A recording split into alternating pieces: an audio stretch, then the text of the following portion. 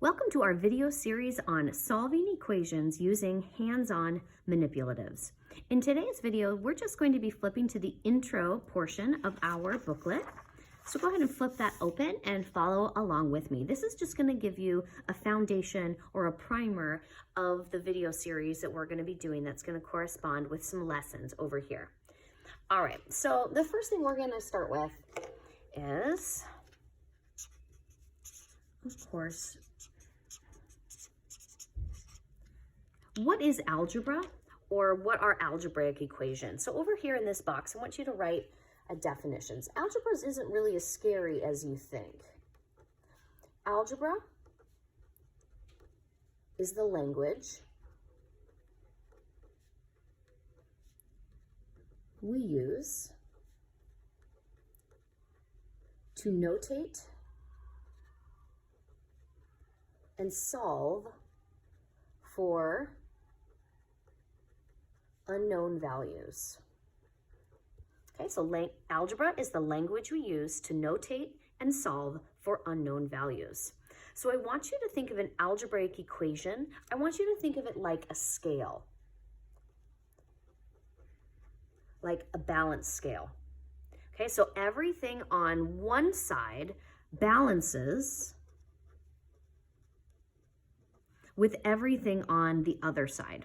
Okay, so whatever I put on this side, I have to put an equal weight on that side in order for it to maintain balance. So that's how an equation works. So let's say for these algebraic equations, I put a symbol such as this blue little triangle. And I put a couple of them over on this side. And then I go ahead and let's put a square here. And I'll make a little red square. And then on the other side, I'm going to make a few other little red squares. And we'll do a few more.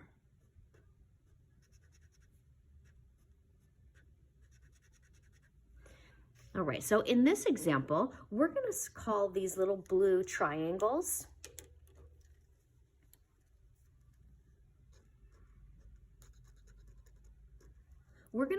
variables.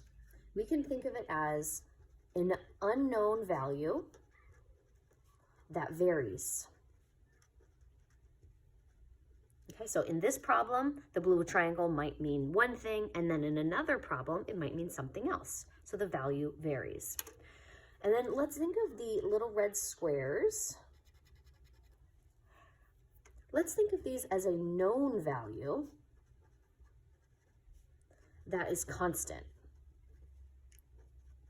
So it doesn't change. So if there's 5 little cubes here, this represents the number 5. If there's one little red cube over here, it represents the number 1. So it's a constant.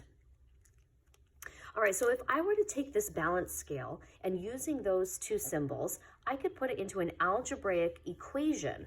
So I know my variable is going to be this pawn or this triangle, and I'm going to call it an x. So that's going to be the variable term I choose. And I can see that there are 2 of them.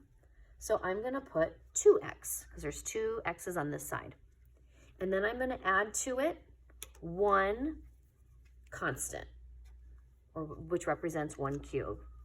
And then on the other side of my balance scale, so I'm going to put equals, I see that there are 1, 2, 3, 4, 5 cubes. So I'm going to put the number 5 here. So we can see that this, we'll put some labels here. This is a constant. This is a variable. And then this number here, that's the number of variables you have. This is called a coefficient. Coefficient. And it just tells you the number of variables you have. It's also a multiplier. So 2 times x. Okay, so to solve for the unknown values, or the pawns or the blue triangles, you can use a set of logical rules centered around the concept of balance. All algebra is, all of the rules of algebra are just logical steps that maintain balance. All right, so if I know that two blue triangles and a red square is equal to 5 little red squares,